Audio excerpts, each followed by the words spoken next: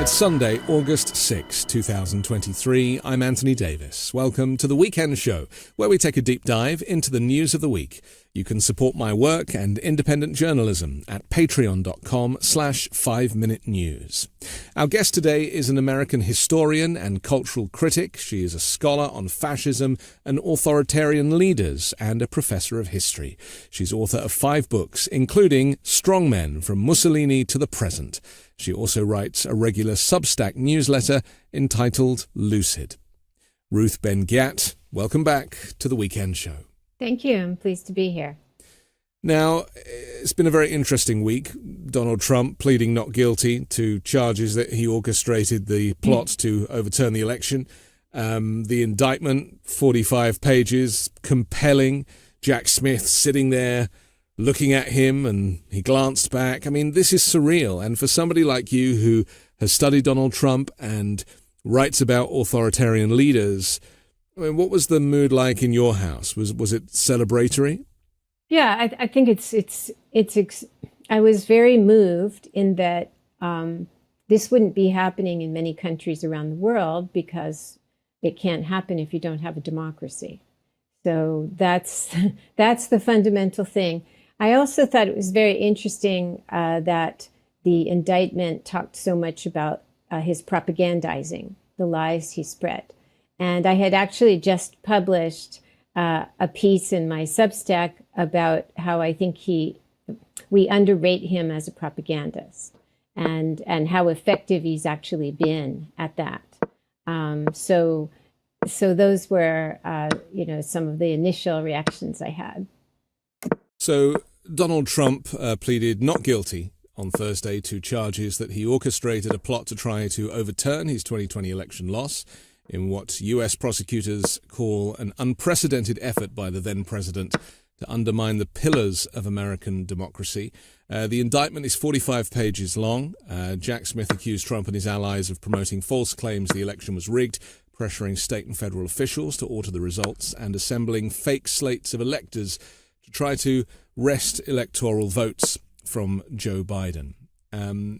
The scenes very typically on Thursday were, the news media were filming his Trump jet flying in. They kind of over-dramatized it. They love to they can't let go of the fact that he's like a superstar and his box office.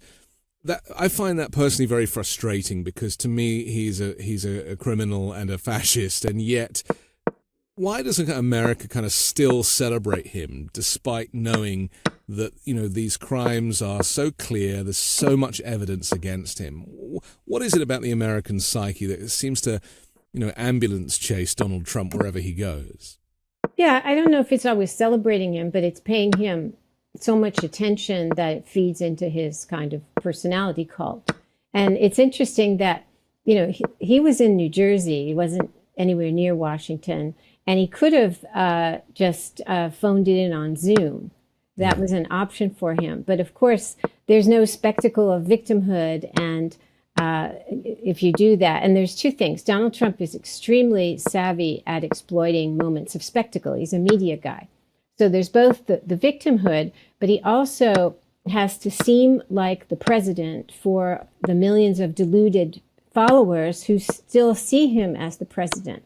And that's a prime, if you think like he does, that's a prime occasion to renew the spectacle of his presidentialism, let's call it. So, that's why his jet is called Trump Force One, because it's Air Force One for the actual president. And then he has his motorcade. So, of course, he's not going to be on Zoom. He would have missed all that. I wonder how much of that motorcade, how many of the vehicles are paid for by the federal budget because they're supposed to, and how many of those vehicles are like extra Trump paid for vehicles just to build up that kind of dramatic aspect and the theater of him being a president. Yeah, I don't know, but he's entitled, for the rest of his life, like all past presidents, to Secret Service protection. But the jet he uses the jet in very interesting ways. When he started his campaign, he kicked it off very symbolically in Waco, Texas, which he chose because it's a pilgrimage site of, white extremism, anti-government extremism. And what he did, he came in, he had it on an airfield, near an airfield, and he flew in with Trump Force One. And the whole staging of it, I wrote a lucid column for this too. It reminded me of Triumph of the Will, where Hitler comes down from the skies in the airplane. That's Leni Riefenstahl's film about the Nuremberg rally. And it was very carefully staged, Trump's Waco rally. So he uses the jet. He can get Secret Service protection, but he uses all the other trappings of his personality cult and his status as a billionaire to convince people that he's competent, he's successful, and that he's still their president. I was very interested in what he said. He made a brief statement, didn't he? So, he flew from Bedminster, his golf club, very short flight, and to DC. Shouldn't really have gone in an aeroplane at all. They're not great for the planet, but anyway, and so, as you say, it's all for theatre. And then he went in a vehicle on the interstate, I think it was 395, where you can't really see anything. It's like walled and it's tunneled, and then there's like 3 blocks before you get to the courthouse. He does his courthouse thing, which of course we're not privy to, although the sketches that I've seen by the court sketch artist have been really kind of interesting. And when he reverses that journey and comes back, he gets out of his car before he's getting into the plane, and he makes a short statement. And the first thing he describes is the state of DC. He says it's crumbling, there's graffiti, the walls are falling down, and this is not how I left it, trying to kind of say that Joe Biden can't do kind of basic, civic work. Just tell us what you thought of that statement that he made, and why did he talk about that first? Because there's a couple of end games that the Republicans have. One is the most consequential. They are all hands on deck to prove that democracy doesn't work, that Biden, because he's the one there, if it weren't him, it'd be somebody else, but that Biden is incompetent, that only Trump can have infrastructure weak and make everything beautiful and golden and combat crime. And so they plus their allies at Fox and all the other right-wing media, they're constantly giving people this discourse of the urban centers are full of crime, they're falling apart, they're dangerous. And this is not new. Trump used these images when he did his inauguration speech in 2017. And it was so apocalyptic what he said back then that famously George Bush was sitting in the front row with Michelle Obama, and he leaned to her and he said, it's his language, excuse me, he said, "That's some weird shit," about the inauguration speech, because Trump was depicting this terrible wreck of a nation, and he said the American dream is dead. So that's what he's trying to do, to scare people who don't go to Washington and they can't know that it's fake. Yeah. It's interesting, isn't it? Because, I mean, look, find me a metropolis that doesn't have graffiti. I mean, that's the first thing, right? This is, cities have all sorts of people in. But it's just weird that, maybe it's diversion technique, isn't it? Because he doesn't want to talk about what actually happened because it's embarrassing. And from what I've read about what took place in the court, the judge made him wait 15 minutes before the judge showed up, so he was having to hang around a bit. And I'd like to hope that the judge knew exactly what they were doing when they did that. Jack Smith was seated there, and apparently they exchanged a glance, which is again something that I would. You mentioned Nuremberg. I mean, just watching the Nuremberg trials, that's kind of what made me think of this situation. This kind of pressure cooker environment on the defendant. Yeah, this was a profound humiliation for him. So, and nobody, of course, is going to say that in the GOP. And so he has to turn it around and just talk about how competent and indispensable he is instead. Yeah. That's what they do in such situations. If in doubt, mention the graffiti. Always brings up some emotion in somebody. But then he went on to talk about political persecution. And I thought this was interesting because only on Friday, I think it was announced that in the Kremlin, Alexei Navalny, who of course is the political opponent of Vladimir Putin, his sentence was extended by 19 years and sentenced to a special regime with the harshest prison conditions in the country. I mean, this is a guy who was a political opponent, briefly a political opponent of Putin, who they slung into prison without any reason. And Trump is comparing himself effectively to Navalny, but it's completely different, isn't it? Yeah, this is a worrisome political discourse. And again, it's not just Trump, it's backed up by all right-wing media and GOP lawmakers. Each of them have a lot of influence. They're the elite. That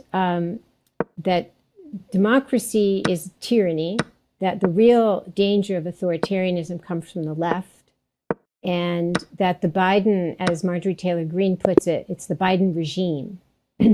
And so this is a background discourse. And then January 6th becomes an act of patriotism, and those who are sitting in jail because they were, attacking policemen and trying to, overturn democracy, they become political prisoners. And Trump is the biggest persecuted person of all. And now that also, so that's part of this turning people away from democracy, making them fear that they're going to be next. And so that's why he's also saying, I'm the victim, but I'm just in the way. They really want you. They're going to come after you next. So if you don't save me, it's going to be, you who might go to jail. And that's very worrying, because that's how you get people to be so afraid that they will, commit violence, or they will do whatever they feel existentially threatened. Let me just read a couple of Trump's Truth Social posts in the last few days. He said on Thursday, he posted, Biden and his family steal millions and millions of dollars, including bribes from foreign countries, and I'm headed to D.C. to be arrested for protesting a crooked election, unfair venue, unfair judge. We are a nation in decline, MAGA. He's not the most eloquent creature, is he? I mean, all of this projection, so many of the things that he refers to, Biden crime family, well, that's been proven not to be true. There are no crimes in the Biden family. Quite the opposite. Biden's been a lifelong public servant, and it was just unfortunate that his son was a drug addict. But ultimately Trump crime family actually does fit because, of all of these crimes, including at the Trump Organization that we have heard about.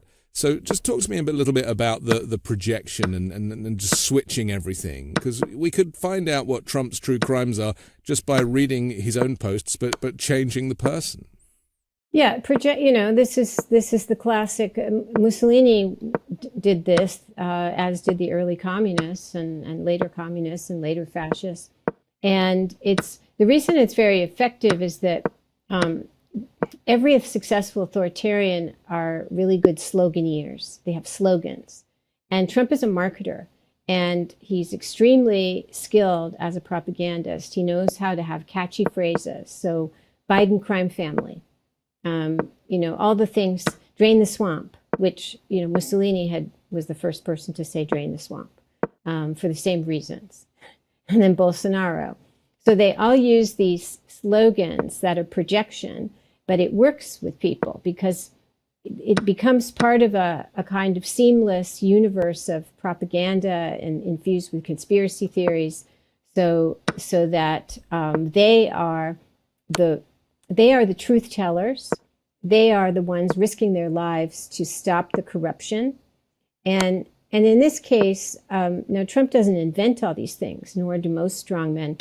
The whole thing about the deep state and the corruption of the institutions, that was inherited from the Tea Party and other kind of fringe Republican.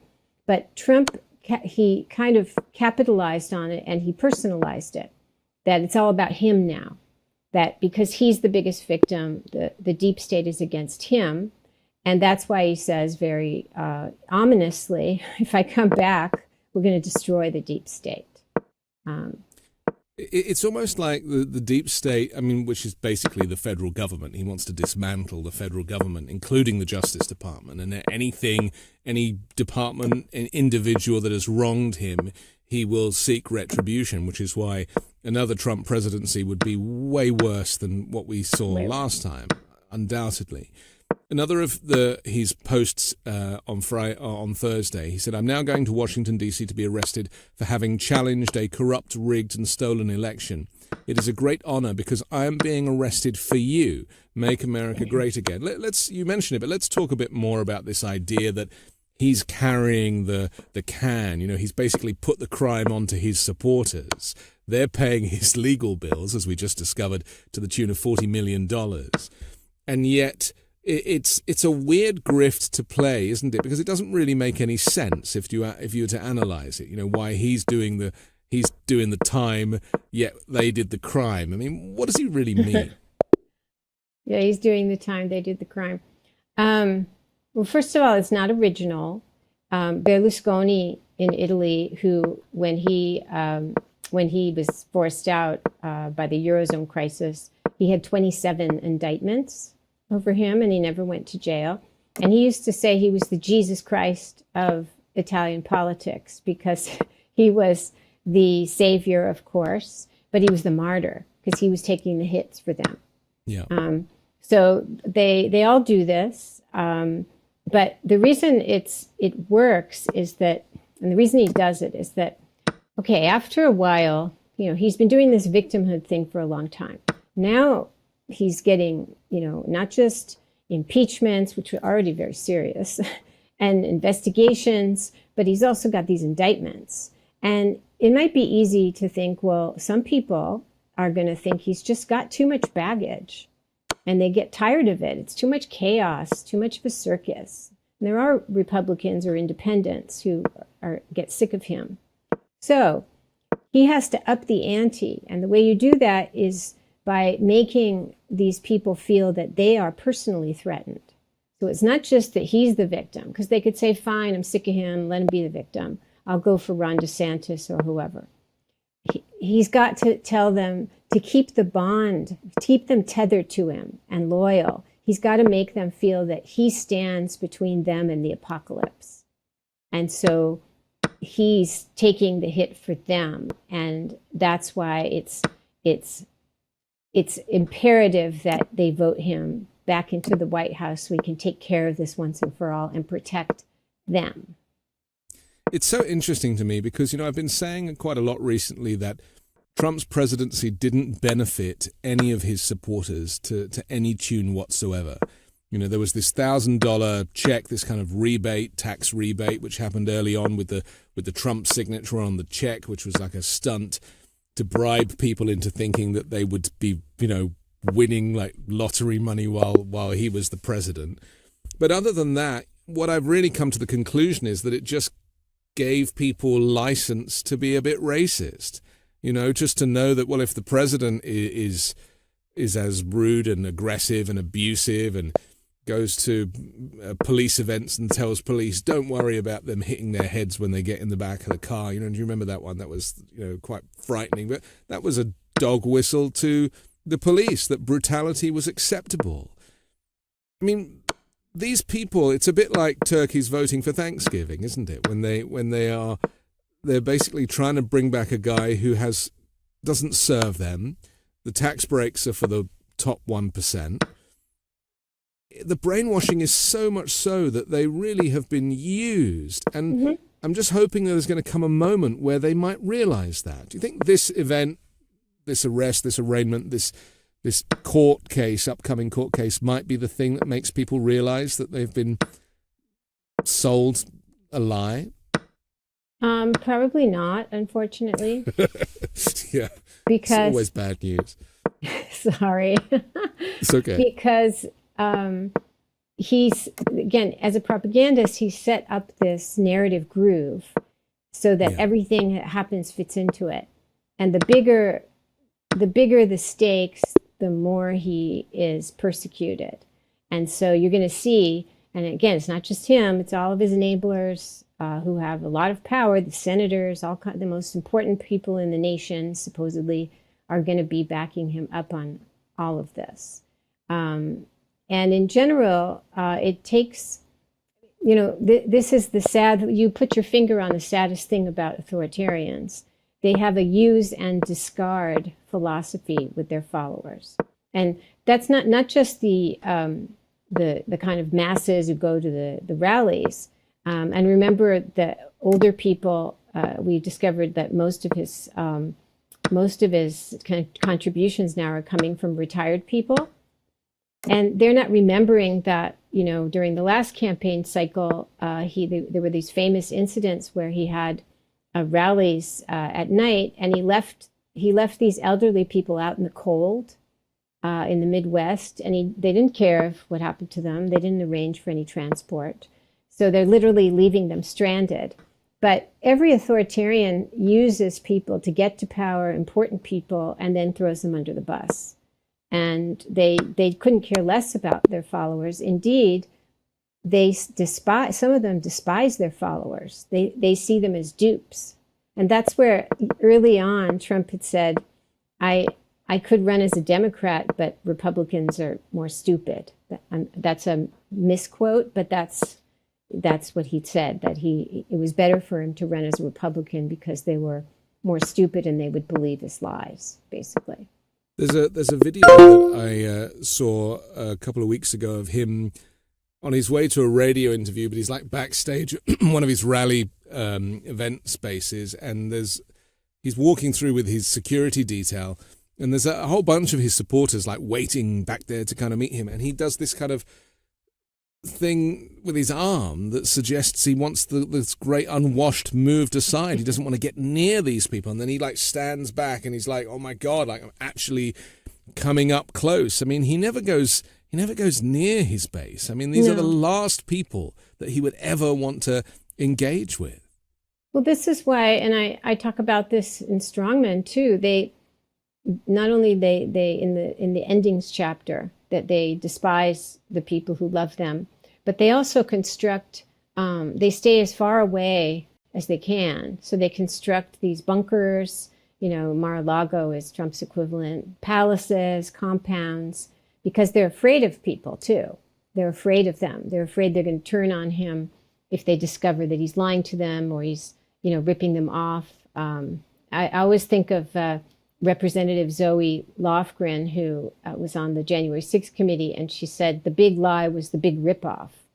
And that Trump was sending the last fundraising email came out like an hour before the violence started on January 6th for that season, that cycle of fundraising. And he's got, he's got his followers paying legal expenses. For a while, he also had the Republican National Convention paying his personal legal expenses. So all of this is just a giant machine to make his life easier. And that's what this genre of authoritarians do. They arrange everything, eventually institutions, so that it solves their personal problems. On Thursday, the moment that he was arraigned, a message went out, text message went out, emails to all his supporters with a photo of him looking like, he's imprisoned and with a slogan saying, "Donate now," like a get out of jail card, donate now. And it was immediate. I mean, as you said, the machine is there. And in fact, they probably, as you said, enjoyed this whole theater of the arrest because it represents several $1 million to them in revenue. Oh, totally. And this is why people don't like to hear this, because psychologically, he's so upsetting, because truly there's never been anyone like Trump in the White House, either a Republican or a Democrat. He transcends political parties. He's so criminal in so many areas. Really, there isn't any area of his personal or political or business life where he hasn't committed crimes. So people don't know really what to do with this. And so it's easier to say, oh, he's just a clown.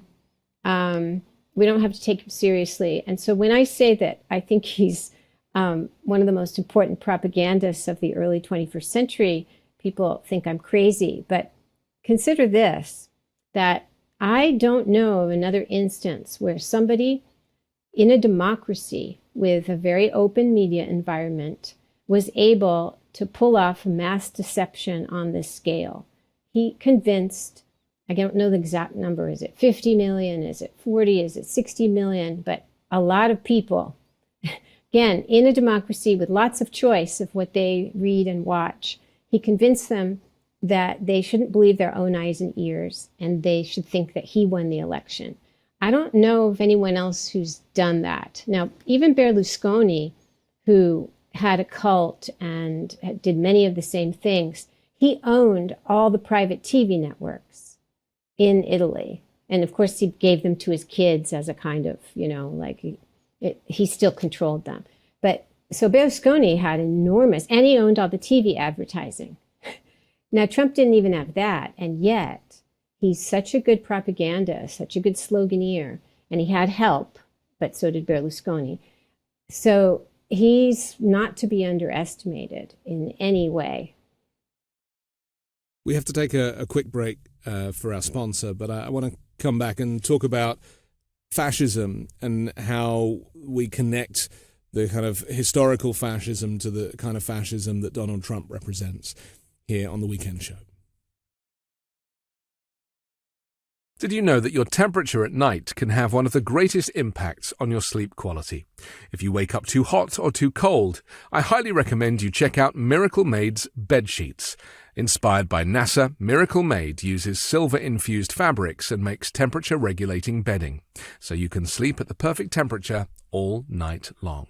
Using silver-infused fabrics originally inspired by NASA, Miracle Made sheets are thermoregulating and designed to keep you at the perfect temperature all night long, so you get a better sleep every night. These sheets are infused with silver that prevent up to 99.7% of bacterial growth, leaving them to stay cleaner and fresh 3 times longer than other sheets. No more gross odors. Miracle sheets are luxuriously comfortable, without the high price tag of other luxury brands, and feel as nice, if not nicer, than bed sheets used by some 5-star hotels. Stop sleeping on bacteria. Bacteria can clog your pores, causing breakouts and acne. Sleep clean with Miracle. Go to trymiracle.com/weekend to try Miracle Made sheets today. And whether you're buying them for yourself or as a gift for a loved one, if you order today, you can save over 40%. And if you use our promo code WEEKEND at checkout, you'll get 3 free towels and save an extra 20%. Miracle is so confident in their product, it's backed with a 30-day money-back guarantee. So if you aren't 100% satisfied, you'll get a full refund. Upgrade your sleep with Miracle Made. Go to trymiracle.com/weekend and use the code WEEKEND to claim your free 3-piece towel set and save over 40% off. That's trymiracle.com/weekend to treat yourself. Thank you, Miracle Made, for sponsoring this episode. This summer, you could spend thousands of dollars on planes, hotels, and tourist traps. Or you could spend less money on a beautiful garden that will give you years of pleasure with FastGrowingTrees.com. FastGrowingTrees.com has thousands of easy-to-grow plant, shrub, and tree varieties expertly curated for your unique climate and needs. From Meyer lemons to evergreens to shade trees and everything in between. No more waiting in long lines and hauling heavy plants around. With FastGrowingTrees.com, you order online and your plants arrive at your door in just a few days. No green thumb? No problem. Fast Growing Trees plant experts are just a Zoom, chat, or phone call away, always available and always eager to help. They can even walk you through your entire garden to help solve problems you're having with plants and trees. Plus, Fast Growing Trees plant experts have specialized degrees and training to help troubleshoot from root to leaf. It's like telehealth for your plants. I personally love FastGrowingTrees.com because they had the Meyer lemon tree that I was looking for that I didn't think I could get in California, and they helped me, they sent it, and now the plant is thriving, and they can help you too. And with Fast Growing Trees, they have a 30-day Alive and Thrive guarantee. You know, everything will look great, fresh, out of the box. Join almost 2 million happy Fast Growing Trees customers. Go to fastgrowingtrees.com/weekend now to get 15% off your entire order. That's 15% off at fastgrowingtrees.com/weekend. We're back with Ruth Ben-Ghiat here on The Weekend Show. The fascism word gets kind of bandied about a lot, even from the right throwing it at the left, and, you know, the right calling Joe Biden a fascist and Trump calling Joe Biden a fascist. Now, we've talked about projection, but, you know, actual fascism, it always reminds me of that flyer that was created. I think it was created by, in India maybe, that was the early warning signs of fascism. It's been reproduced multiple times. And when you look at the things on that list, you can basically check everything that Donald Trump represents: powerful and continuing nationalism, disdain for human rights, identification of enemies as a unifying cause, supremacy of the military, which of course he loved, rampant sexism, well, that's a whole chapter, controlled mass media, obsession with national security, religion and government intertwined, as we've seen, this kind of breakdown of the separation of church and state, corporate power protected, labor power suppressed, disdain for intellectuals and the arts, obsession with crime and punishment, rampant cronyism and corruption, and finally fraudulent elections, which is the one that he's up in front of the judge for. I mean, I can't really believe, because I moved to the US for 2 weeks of Obama just before Trump's inauguration, so I planned to live in this very forward-thinking, free country. And 2 weeks later, I basically got all of those things on that list. I mean, how much of it is Donald Trump wanting to replicate fascist leaders of history versus it just coming from the dirtiest and darkest place within him? I don't think he's wanting to replicate historical fascism, because he just wants as much power as he can get. And he is, like all strongmen, he's transactional. He doesn't actually care about right versus left. And in fact, if you see who he keeps praising, right now it's, you know, the heads of, you know, Putin, head of North Korea, China. So it's like fascists, communists, you know, it doesn't matter to him. What matters is the degree of power that they have. And when he praises the Chinese, justice system, where he said, oh, they can just execute somebody like in a few hours. It's all done. There's no paperwork. That's what he wants. Yeah. So he's not schooled, although I believe his wife, Ivana, his first wife, and she said he had 2 books in his bedroom in the old days. And one was his own, like Art of the Deal, and the other was a book of Hitler's speeches. And I think when he was younger, that doesn't surprise me, but they're all like this. It's not that they watch what each other does. So, Xi Jinping's been watching what Putin gets away with very carefully as he thinks about Taiwan. They all watch what each other gets away with and what they get punished for. But Donald Trump is instinctive, and the main character he has that they all have is he knows when to exploit opportunities, and he knows how to convince people of his lies, and he knows how to intimidate people. And that latter one is very important for the GOP, because the GOP, those lawmakers, they know he's lying, but they've signed on for all of his program. And that's because they either are true believers in him, or they have been convinced, or they've been threatened. There's different cases. But as a whole, they have signed on to become his autocratic party. And that's the biggest story, along with what he has done, that the GOP is now an autocratic party inside a democracy. That's our drama now. That's one of the great mysteries to me, is that, all of these people who sit in Congress and in the Senate on the Republican side, and governors and mayors, it extends throughout the country, but their silence is very telling, isn't it? Because they're having to sacrifice a lot. Their own lives will suffer because of Donald Trump's premiership. And yet, is it either the compromat that he has on these individuals, or the fact that he likes to publicly shame people who don't support him 100% and give that loyalty that he always craves? Or is it there a kind of blind worship and need of power? Just that power word keeps coming back. Are they all like mini fascists? Many of them are, because he gave them permission to be lawless, and that's very exciting. For somebody, for example, like Lindsey Graham, who was always very right-wing on many issues, but he was pro-military, pro-American national security. I wouldn't have called him like a totally lawless individual, but now he is. He's down for anything that his leader will do. And even Bill Barr, who's now, trying to rehabilitate his reputation, going around. Yeah. Well, Bill Barr, before you mentioned Donald Trump and the police, going to the police and saying, yeah, you can knock their heads. If you look at all the speeches that Bill Barr gave while he was Attorney General for Trump to the police association, he would go around to these events. They're terrifying. They're totally fascist. He said, You're engaged in an unceasing war against criminal predators. And when I read his speeches, I was like, this is exactly what Pinochet in Chile used to say, the same stuff.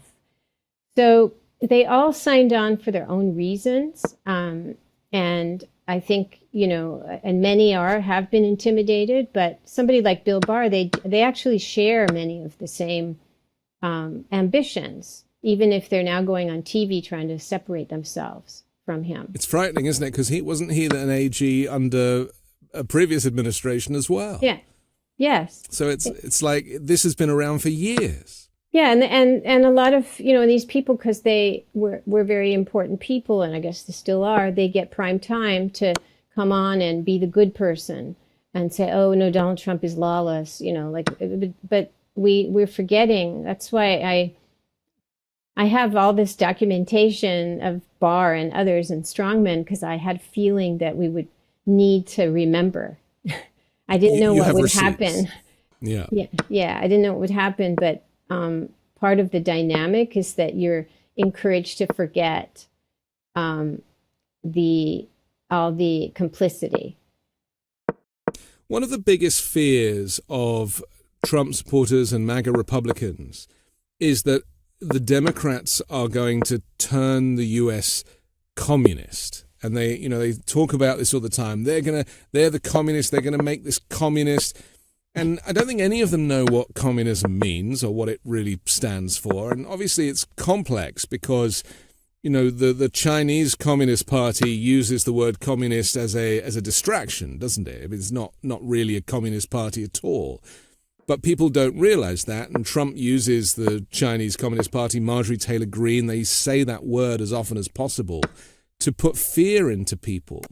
Just tell us about China, kind of the misuse of the word, also misuse of socialism and all of these kind of tropes that are designed to kind of confuse and frighten people. Yeah, it's really incredible. Again, what they have pulled off in propaganda with radical Marxism, radical left. That's the core slogan. Then they use communism, and because in some countries like Italy had a very large left wing. It had before 1989 the biggest communist party in Europe. It still had a big left. America didn't have a big left. We don't have a big communist party. So this is just pure invention, and yet it works on people because it's part of polarizing them. It's either the far right, which they're calling conservative, or it's, these commies. And I get emails every day from people who know nothing about me, but they see me on TV or whatever, and they say, you're a radical leftist. And they repeat the exact propaganda that they hear on Fox and from Trump, et cetera. So there's a kind of, they get rid of the nuance. In terms of China, this is just total BS because, as we know, Trump was like propped up by loans from China. He had Elaine Chao, who was very involved with the Chinese in investments. He had his own daughter, Ivanka, who was getting Chinese trademarks through 2018, and Trump was getting some too. So these people are in bed with China financially. But this goes back to the opportunism. It just sounds good. I mean, China the Chinese government is a horrible authoritarian regime.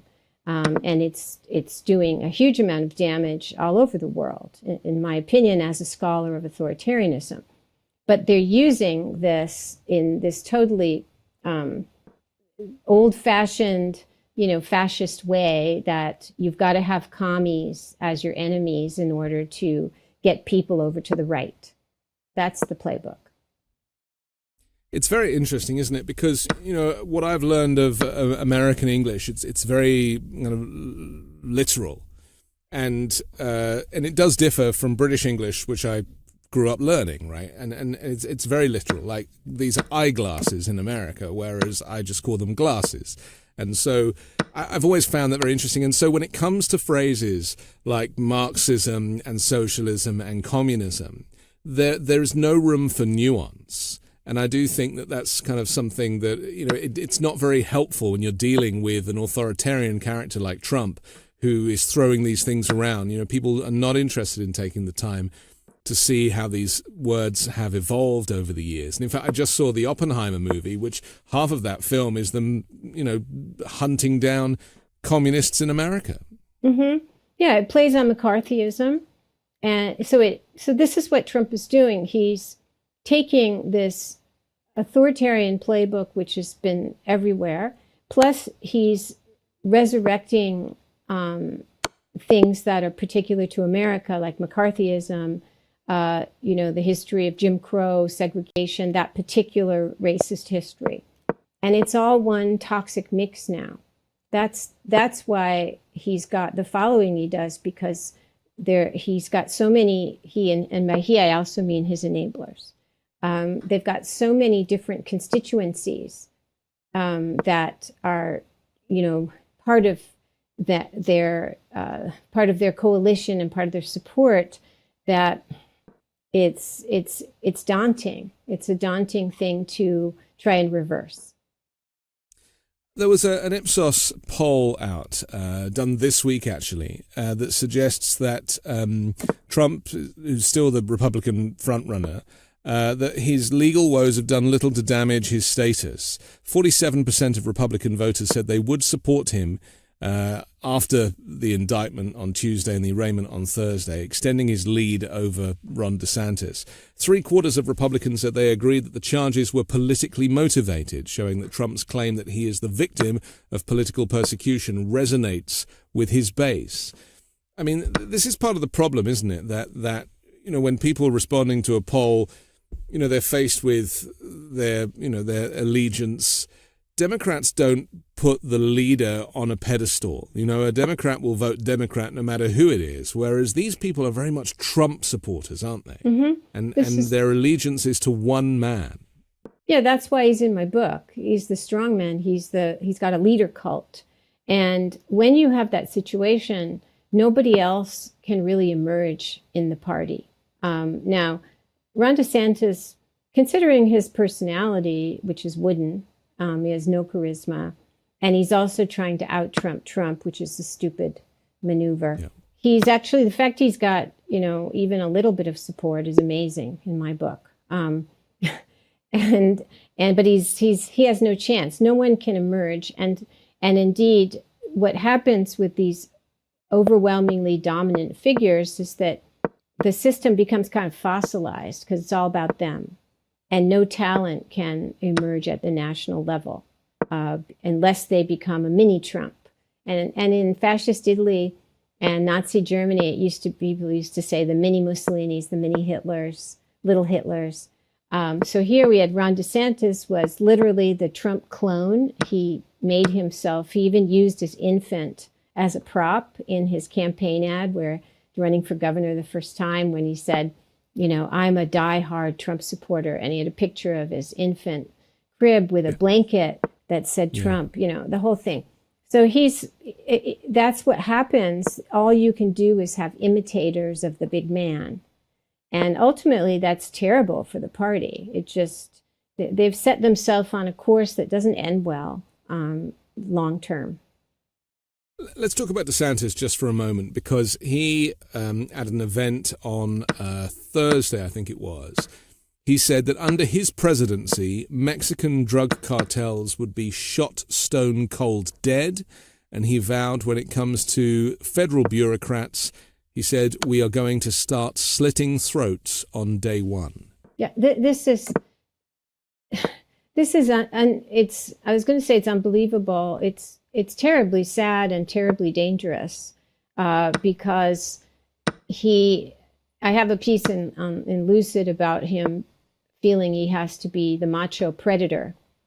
But I can't tell you how, given the history of authoritarianism, how dangerous it is to say you're going to start slitting throats on day one. And that's how he thinks he has to present himself to get votes from Trump.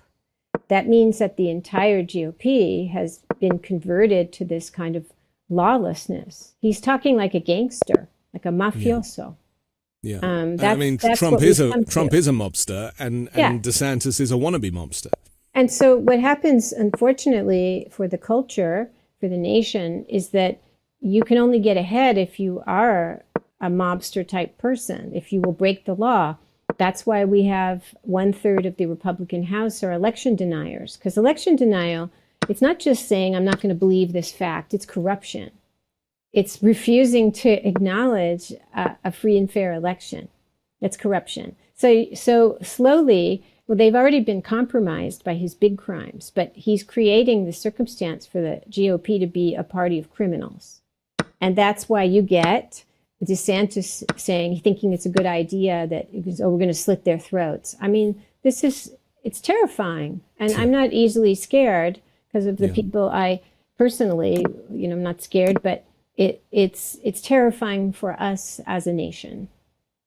Okay, let's take another quick break and come back with a final conversation about Mike Pence, of all people. Everyone knows how annoying cheap razors are. The cuts, the irritation, the frustration. And don't get me started with subscription razor services. The headaches those can cause. That's why you've got to meet Henson Shaving. Henson Shaving is a family-owned aerospace parts manufacturer that has made parts for the International Space Station and Mars rover. And now they're bringing precision engineering to your shaving experience. Razor blades are like diving boards. The longer the board, the more the wobble. The more wobble, the more nicks, cuts, and scrapes. A bad shave isn't a blade problem, it's an extension problem. By using aerospace-grade CNC machines, Henson makes metal razors that extend just 0.0013 inches, which is less than the thickness of a human hair. That means a secure and stable blade with a vibration-free shave. And it gets better. The razor has built-in channels to evacuate hair and cream, which makes clogging virtually impossible. Seriously, Henson Shaving wants to be the best razor, not the best razor business. That means no plastic, no subscriptions, no proprietary blades, and no planned obsolescence. The Henson razor works with standard dual-edged blades to give you that old-school shave with the benefits of new-school tech. Once you own a Henson razor, it's only about $3 to $5 per year to replace the blades. My first shave with the Henson razor was incredibly refreshing. The design is sleek, the durability is top-notch. The Henson razor is truly so much better than your run-of-the-mill, quote-unquote, traditional razor brand. And the affordability factor is absolutely game-changing. No more wasting your money on expensive blades. With Henson Shaving, you can get a year of blades for $5. It's time to say no to subscriptions and yes to a razor that'll last you a lifetime. Visit hensonshaving.com/weekend to pick the razor for you and use code WEEKEND and you'll get 2 years worth of blades free with your razor. Just make sure you add them to your cart. That's 100 free blades when you head to hensonshaving.com/weekend and use code WEEKEND. Maybe you're like me and you sometimes struggle with what to wear, finding pieces that go together and the hassle maybe of changing clothes for different activities. Well, Rhone's Commuter Collection is the most comfortable, breathable and flexible set of products. Commuter Collection offers the world's most comfortable clothes. You never have to worry about what to wear when you have the Rhone Commuter Collection. And with Rhone's wrinkle release technology, wrinkles disappear as you stretch and wear the products. With Gold Fusion anti-odor technology, you'll be smelling fresh and clean all day long. And on top of that, Rhone is 100% machine washable, so you can ditch the dry cleaner altogether. I personally love feeling fresh. I love a technical fabric, and that makes me kind of confident knowing that the clothes are looking after themselves. Well, the Commuter Collection can get you through any workday and straight into whatever comes next. Head to rhone.com/weekendshow and use promo code weekendshow to save 20% off your entire order. That's 20% off your entire order when you head to Rhone, RHONE.com/weekendshow and use code weekendshow. It's time to find your corner office comfort. We're back with Ruth Ben-Ghiat.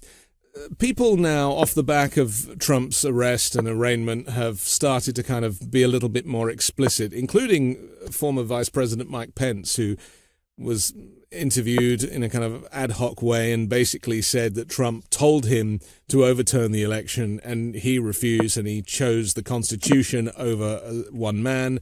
And he said anybody who puts themselves above the Constitution does not deserve to be the president, either in the past or in the future. And I was like, wow, Mike Pence, like, where have you been for the last 5 years? Is it the case, do you think, that people have read this 47-page indictment? They've seen how damning the evidence is, how clever Jack Smith has been in making these charges about things that really can't be challenged, and that maybe more Mike Pences are going to come forward now and turn on their supreme leader? I'm not sure that that's going to happen. And it's very telling that Mike Pence waited. I mean, he's running for president, against Trump. So it's very that, but actually, given that fact, it's all the more interesting that he didn't come out and say these things as explicitly before, because he's had a lot of, one-on-one, in-depth media interviews, and I've been waiting for him to, to tell the story of what happened to him, which he could destroy Trump in a minute, and he always could have. In fact, the sad thing for me, who, from the point of view of studying what does it take to stop these people, on January 7th, had he come forth and decided to lead the Republican Party, because you had Mitch McConnell saying, hey, we can't, this is like way too much. You had various people who were so scared, they had all just had they had to run for their lives. So Mike Pence could have come forth and led an anti-Trump, kind of contingent, and then he would have been toast. He would never have been a candidate now. But he was too cowardly, or whatever his problem was, to do that, and he stayed silent for years. And he refused to, I think at the beginning, testify to the January 6th committee. He would not cooperate. That's right. Yeah, he rejected the subpoena initially as well. But Bill Barr is another one. Bill Barr is somebody that knew about the coup and decided to leave 2 weeks before the coup happened through the back door. Yeah. I mean, and now he's on his tour of TV studios. Yeah, now he's the person. This is scrambling for the exit. But very few people. What Pence's behavior has told people is that you shouldn't do that. That even Pence isn't doing that, even though he's running for president. And in fact, they've all been cowardly, like tiptoeing around, even though they're all, meaning all of those who are running for president against him. That's the time that you take the gloves off normally, and nobody's doing it. And they fear him. They fear they're going to get, that'll be the end of their campaign. He still wields so much power, even despite all of these charges, because don't forget there's also the stolen documents case. We've got Fani Willis and Georgia. And this is what's so clever about this. Do you think, just finally, like a prediction-wise, with all of these different cases in different jurisdictions in Florida and D.C. and Georgia, do you think that this house of cards is going to topple? Will there ever come a point where Trump will go quietly, whether it be in handcuffs or just skulking back to Mar-a-Lago, and the whole presidency will be over, or the bid for presidency, or will he just run from a prison cell and that's what America's new chapter will look like? Yes, he will never ever retreat. He will never surrender. Because everything he's built so far would be in vain. He would become irrelevant if he's not running. And also the main thing is that the playbook is the more illegal troubles you have, the more you've got to get back into power to shut it all down. That's what Netanyahu who has 3 indictments against him. And he got back into power, and he immediately tries to have, quote, judicial reform. And so what they want is to take away the independence of the judiciary so that all of their troubles will go away. And so Trump, he will not back down at all. And he loves Bibi, talks about him all the time. And America is a supporter of the Netanyahu regime and Israel. Yeah, and now it's interesting, given that 2 former U.S. ambassadors to Israel have called for a reevaluation of not just the relationship, but the money that's being given as well. So we shall see. Well, let's talk again, because the next few months are going to be very interesting. And this legal case, legal cases, how they play out, is going to be compelling viewing, I'm sure, for you as much as the rest of us. Ruth, just tell us finally where people can get your newsletter. It's it's a Substack newsletter, so it's lucid.substack.com, and it's essays twice a week.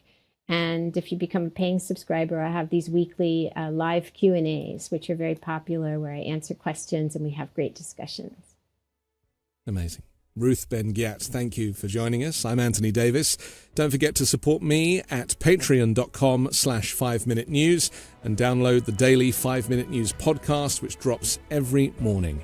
Join me next week with a brand new special guest and more factual news stories to discuss on the 5-Minute News Weekend Show with Midas Touch.